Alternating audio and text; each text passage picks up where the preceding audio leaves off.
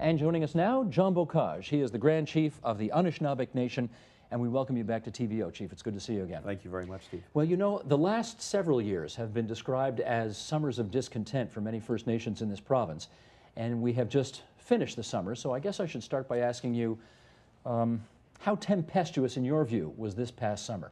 Not very, really. It was actually quite a quiet summer in my mind. Do you like it that way? I do. It's a lot easier on myself as politicians and other leaders across the province if things are quiet. But you know, there was a flare up here or there, as you probably are well aware. Caledonia and Deseronto are still out there as irritants. Wouldn't you agree? Yes, they are. Yes, they are. Did the blockades in those locations turn out to be as much of concern to you as you thought they would be? Well, there's always concern when there's a confrontation, and there's always a potential for something disastrous happening, and certainly no First Nation leader wants another Ipperwash. No First Nation leader wants another Oka, and I think that you know, there's always that potential there, and certainly we have to make sure that that we're constantly working with government to keep open lines of communication. With as many flashpoints as there have been over the last few years, it's a strange question, but are you surprised nobody else has been killed? Well, there was a lot of things that were instituted because of Ipperwash, and well, I think, as I said, there's always potential because we have so many unemployed people in our communities. Our economic situation is so poor that we have people with time on their hands, we have people with nothing to lose. And when you have young people with nothing to lose, a lot of time in their hands, anything could happen. That's a time bomb, isn't it? It is a time bomb. Let's talk about some of those outstanding issues. We had Jim Prentice, who was the then Aboriginal Affairs Minister, on this program, I guess, I don't know, it was a year and a half ago or so. And he said that he had managed to fast track through the federal cabinet several dozen land claims. He believes to the satisfaction of both the Government of Canada and to the First Nations communities that were involved. From your vantage point, is he right? Actually, Jim Prentice did do a lot of work at fast-tracking some land claims. But then, if you look what happened before Jim Prentice, we were getting 1 or 2 a year. Land claims were taking 20 years to get through the system on an average. And then he did 50 or 60 like that. He did 50 or 60 fairly quickly, most of them out west, not as many in Ontario. And so you know, he did do that, and we still have probably several hundred that are waiting, and you know, I want to see all of them fast tracked, not just the 50 or 60, the easy ones. I know that I guess it was about a year ago that the Premier of Ontario appointed a new Aboriginal Affairs Minister, first time ever, and there was a certain amount of, Michael Bryant was the MPP, and I think there was a certain amount of optimism that was expressed on all sides that the appointment of a permanent minister might bring about some more progress. But now, of course, he just got shuffled out of that job a week ago, and you've got a new guy who's a Toronto minister who, you know, has got to get all up to speed again on the file. So what are your thoughts on that? Well, I was disappointed to see Michael Bryant go over to another ministry.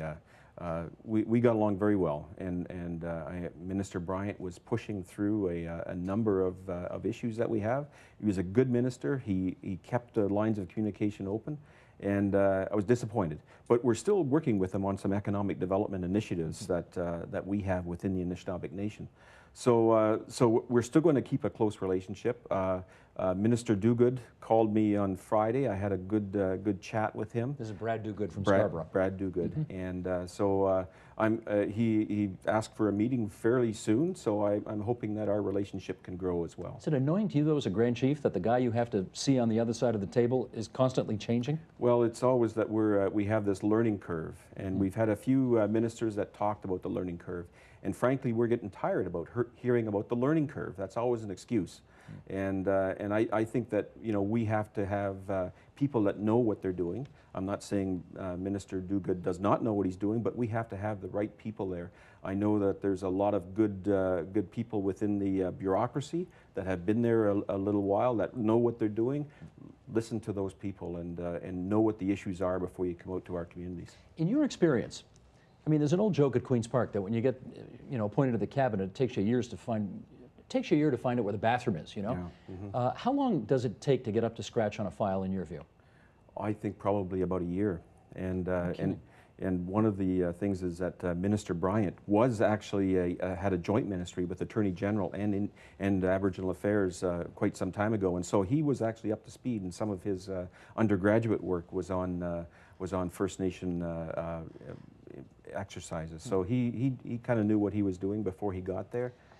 If it takes a year to really grab hold of a file, what do you think is not going to happen in the next 12 months? Because there's a new minister in place that might have happened had somebody with more experience held onto the job. Well, I'm concerned about the discussions in Caledonia. Now, the Haudenosaunee, the Six Nation Confederacy, is not part of one of my communities, but certainly it affects overall relationships within Ontario.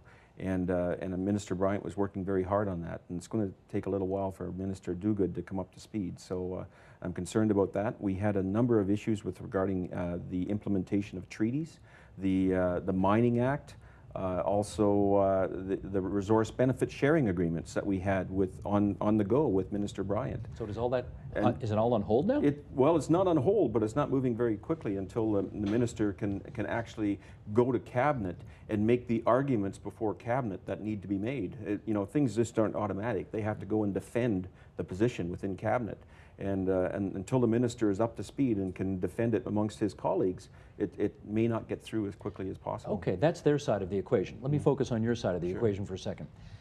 I understand what the kind of stuck in molasses is at Queen's Park. How about on your side? What could you be doing on your side to make things move more expeditiously? Well, we try to keep our communication lines very open with the Ontario government. We've had some challenges in the past number of months, and some of our chiefs are starting to get a little bit restless. And some of the chiefs were actually talking about, if nothing gets moving on some of these files, we're going to have to engage in civil disobedience. We try to calm them down, but you know, there's a fine line there on being moderate and having open discussions and getting results. Okay, but let me give you a for instance. We have heard that the governance model, for example, for the First Nations involved in Caledonia, require a kind of unanimity and a kind of length of time to discuss that you wouldn't see, for example, even in government where things don't move all that quickly. Now, is that kind of a process something that all the parties can afford? I understand it's the tradition, but can you afford to go that slow when everybody's waiting for progress? Well, we really shouldn't be able to afford it. We really can't afford it. There's too many, you know, our people are too poor. We have innumerable issues, and we just can't afford to wait.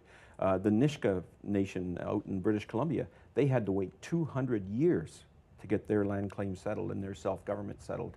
So we don't want to wait anywhere near that length of time, but there is a history of waiting a very long time to get claims settled, and you know, average is about 20 years. I think it should probably be 5 years. I guess what I'm asking is, we understand what the delays are like on the other side. Are there any delays to progress on your side that we should know about? Well, one of the things is the Indian Act. The Indian Act requires our chiefs and councils to have elections every 2 years. So sometimes you have a complete turnover of chiefs and councils within 2 years. And as I mentioned about 1 year for the minister, it takes 1 year for our chiefs to become fully engaged in the files. So you have 1 year of a learning curve, and then 1 year of action, and then an election. And that certainly is an area that's a huge impediment with us. And it's the Indian Act which actually binds our hands, and we can't do the things that we should be able to do. Let me read you something that Angelo Persichilli, who's a well-known journalist here in Toronto, wrote last month in the Toronto Star.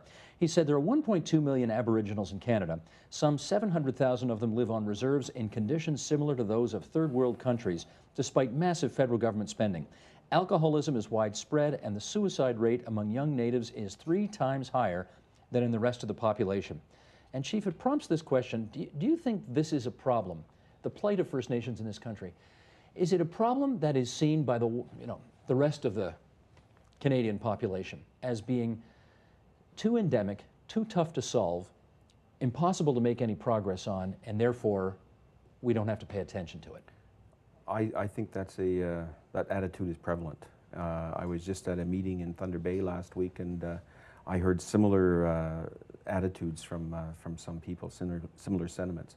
And the problem is huge, and there's no question about it. We have, in the northern communities, with a population, say, about 40,000 throughout all these communities, we've had like 24 suicides amongst young people under age 20 in the past, in 1 year. And if we had a community in anywhere else in the country of 40,000 people with over 20 suicides of young people, that would be a crisis. But yet it's just glossed over. We might get page 10 in the newspaper, so it is glossed over, yes.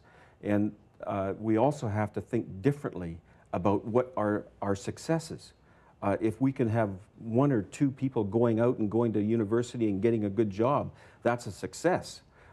We have to think about things a little bit differently, and then those people will become role models, and then maybe the next generation, maybe there's 20, the next generation, maybe there's 100. So you have to look at it in terms of intergenerational solutions. But if the Canadian public is basically complacent about this issue, which I think is what I hear you saying, what will it take short of, you know, a blockade, a death, to get people to wake up? Well, deaths are happening all the time, and still there's no wake up. It may actually take a greater emphasis by First Nation leaders. It may take civil disobedience. It may take it may go over the top one of these summers, and there might be just one trigger point that might cause this. Let's finish up with your community's relationships with the Ontario Provincial Police, which we know have been testy in the past. Yes. We also know a year and change ago there were some recommendations that came out of the Ipperwash inquiry designed to improve those relations. Are they better? Well, certainly the low point was after Dudley George was shot in Ipperwash. That was a very low point in our relationship with 1995. The OPP. In 1995. During the process of the inquiry, I know that the then Commissioner Boniface worked very hard at trying to improve the relationship, and it has improved. Well, she's not there now, though. She's not there now. Julian Fantino's the guy. Yes. And how are things going with him? There was some changes after Commissioner Fantino went in. There are still First Nation, a heavy emphasis on First Nation recruitment.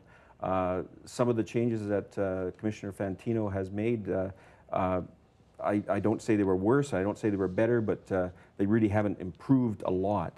And I think we need to do a lot more to improve relationships. It's still not the best that it could be. You know what I'm going to ask you here, right? There was the transcript that was published of a conversation Julian Fantino had with a Mohawk protester, wiretap conversation. The commissioner said, pull the plug on this protest or you will suffer grave consequences. What'd you think of that? Well, that's just something that comes out of the 60s.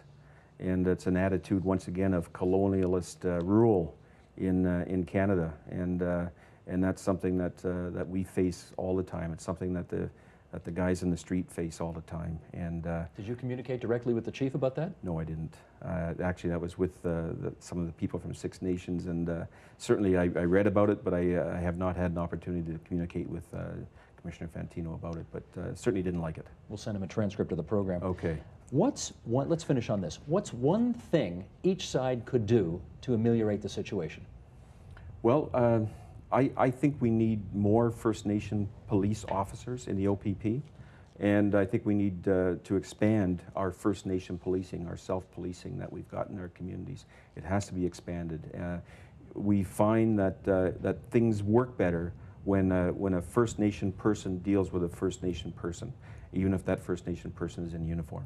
That is a fascinating answer, because that is exactly what you and I and other guests are going to debate, including the Chief of Police of the City of Toronto, for the rest of our program. So if you would, Grand Chief, join me on the other side of the studio and we'll continue the discussion. I will. Thank you. Thank you.